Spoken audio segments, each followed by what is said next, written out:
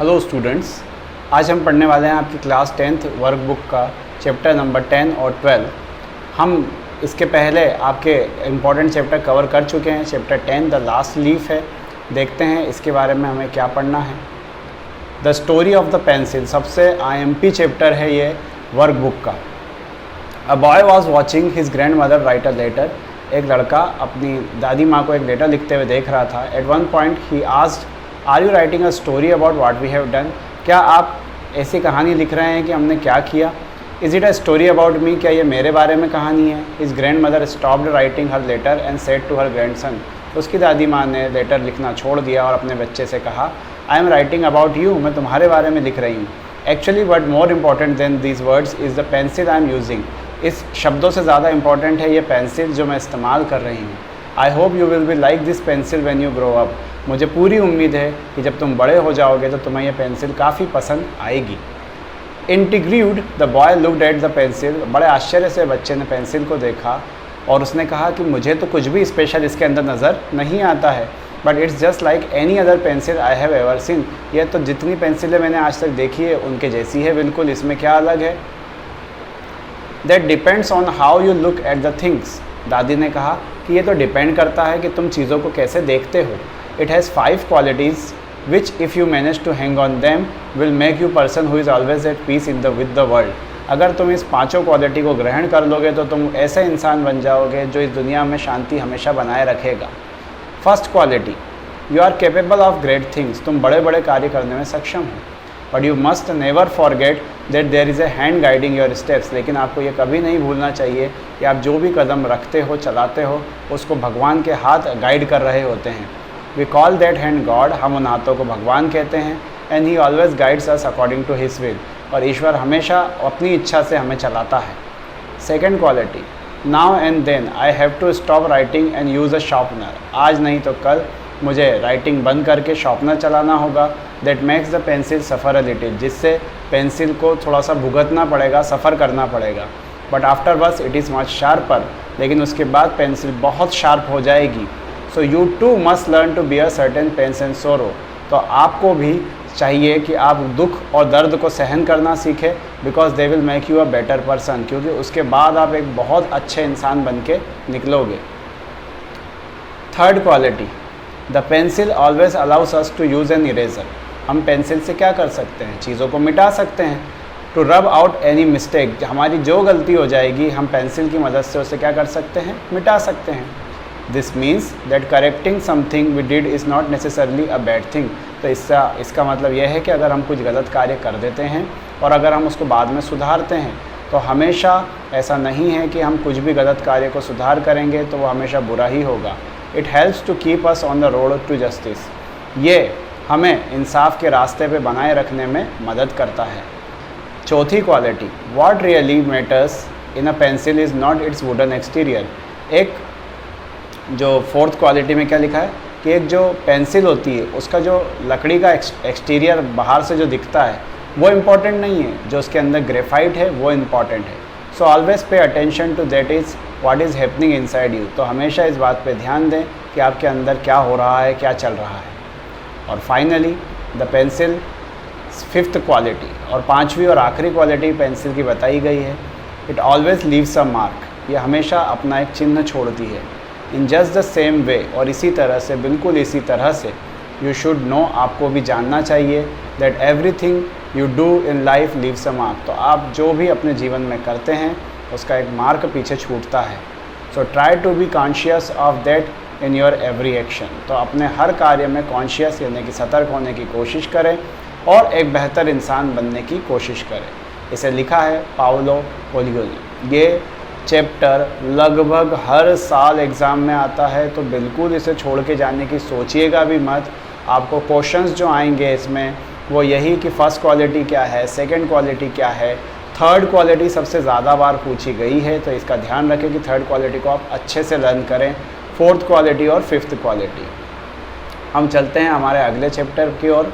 हमारा next chapter है chapter number 12, the pi and the टाट। हमने इसे पढ़ा है। हमने देखा था कि कैसे जो पाई और टाट को कब्जा करते हैं वो दोनों जो ठग रहते हैं पेरिस के, है ना, और इनके बारे में हमारा जो अगला पैसेज है वो उस चैप्टर से आता है। इफ़ेक्टिव नेगोशिएशंस, नेगोशिएशन मतलब होता है बातचीत करके कोई बात सॉल्व करना। Effective negotiation includes the components of on going relationships. जो अच्छा नेगोशिएशन होता है, अच्छा भावताव होता है, अच्छा आपस में बातचीत होती है, उसका मेन कंपोनेंट होता है जो वर्तमान में रिलेशनशिप चल रही हो वो। When two people are negotiating, they seek to establish a mutual relationship। जब दो लोग आपस में नेगोशिएट करते हैं, किसी चीज़ पे समझौता करते हैं, वो एक आपस में म्यूचुअल रिलेशनशिप बनाने की कोशिश कर रहे होते हैं। Which will be sustained and enhance in the future, जो अभी बनाई रखी जाएगी और भविष्य में और ज़्यादा बढ़ाई जाएगी। For this the negotiator should have prior ground work what he wants to achieve from the task. तो इसलिए नेगोशिएटर को हमेशा पहले ग्राउंड वर्क कर लेना चाहिए और ये तय कर लेना चाहिए कि इस बातचीत से उसे क्या हासिल होने वाला है, and what the other person would be expecting, और सामने वाला हमसे क्या एक्सपेक्ट कर रहा होगा। It is important to listen carefully what the person sitting across you is saying. ये सुनना, ये जानना बहुत इंपॉर्टेंट है कि आपके सामने वाला बैठा शख्स आपसे क्या चाह रहा है। A good negotiator will listen keenly, एक अच्छा नेगोशिएटर हमेशा सुनता है, and gauge interest of the other party, और सामने वाले के इंटरेस्ट का भी ध्यान रखता है। A good negotiator will listen what each party wants from the exercise is different and depends upon their relative position. हर जो शख्स होता है वो अलग अलग अपनी एक्सरसाइजेस चाहता है, डिफरेंट, और ये डिपेंड करता है उनकी रिलेटिव पोजीशन पे या ताकत पर। This should be followed by the prioritising each one's interest, और ये इस चीज़ के पीछे क्या चीज़ आती है कि अपने इंटरेस्ट को या सामने वाले इंटरेस्ट को प्रायोरिटाइज़ किया जाए, उस पर विशेष ध्यान दिया जाए। In a single agreement it is possible and important to uphold certain elements to interest of each party. किसी एग्रीमेंट में it is possible and important, ये संभव भी है और इम्पॉर्टेंट भी है कि जो uphold certain element to interest of each party, कि हर पार्टी के इंटरेस्ट का ध्यान रखा जाए। This facilitates reaching a final deal, इससे एक फाइनल डील में पहुँचने में मदद मिलती है। That is closer to optimal solution for both, और इससे दोनों का सॉल्यूशन हो जाता है। A negotiation is not a hostile exercise and the other side is not an adversary. ये एक ऐसा कार्य नहीं है जहाँ आप ढीठ की तरह बैठ जाएंगे और अपनी बात पर रट लगा लेंगे कि आप इसके अलावा तो कोई बात मानेंगे नहीं, ऐसा नहीं चलता है। Negotiation is a human dialogue and personal persuasion, charisma, patience, creativity, expertise and reputation, इसमें सब कुछ आ जाता है नेगोशिएशन में। ये मानवीय बातचीत हो सकती है ना, उसका पेशेंस हो सकता है यानी सब्र हो सकता है, कोई क्रिएटिविटी हो सकती है, रेपुटेशन हो सकती है, ये सारी चीज़ें इस पर इम्पैक्ट करती है। However a prescribed set of trades essential for becoming a good negotiator would not work. लेकिन इस बीच में वो क्या कहता है कि जो पहले से तय तरीके हैं ज़रूरी नहीं है कि वो हर बार काम करे। We are all comfortable within our own range of behaviour options. हम सभी अपने जो बिहेवियर ऑप्शंस होते हैं उसकी रेंज में अपने आप को सुकून महसूस करते हैं। And certain personality traits that work for us, और कुछ चीज़ें जो पहले से सुनी हो, देखी हो, वो काम करती है, कभी नहीं करती है। Anything else fails to come across as credible, और हम किसी और चीज़ को क्रेडिबल नहीं कह सकते। Once comfortable behaviour is settle upon, और जब एक बार कंफर्टेबल बिहेवियर सेटल हो जाता है, one should proceed to examine related questions like the nature of the relationship to be formed and power sharing across the deal. One would caution though doesn't limit your behaviour. वो क्या कहते हैं कि आपके behaviour को limit नहीं किया जा सकता। The modern day negotiator can not afford to have artificially limited view. आपके जो विचार है वो सीमित नहीं होना चाहिए, सामने वाले की आपको सुनना ही पड़ेगी।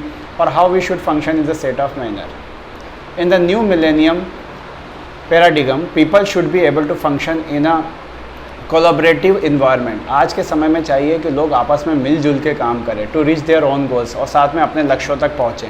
And try to reach a consensus today's world. आज की दुनिया में एक निश्चित निर्णय पे पहुंचना, एक लक्ष्य को प्राप्त करना, इसके लिए मिलजुल के काम करना बहुत ज़रूरी है। इससे फ़र्क नहीं पड़ता कि आप एक इंडिविजुअल हैं, आप एक व्यापारी हैं, देश हैं, या कुछ और हैं। You can not seek good deals और bargains if you have a confrontationist attitude. अगर आपका बर्ताव बहुत बुरा है, अगर आप ढीठ प्रवृत्ति के हैं, तो आप किसी भी लक्ष्य पे नहीं पहुंच पाएंगे, ना बार्गेन कर पाएंगे। You can succeed only if you are a team player. अगर आप एक टीम प्लेयर हैं, अगर आप टीम के साथ मिलजुल के काम करते हैं, तो ही आपको सक्सेस प्राप्त हो सकती है। A collaborator and a joint problem solver. आप समस्याओं को जॉइंट में लेकर सॉल्व करने का प्रयास करते हैं। Anything short of the combination is इनएडिक्वेट, और इसके अलावा कुछ भी होगा तो वो अपर्याप्त ही होगा। तो ये भी आपका ख़त्म होता है। Thank you for watching.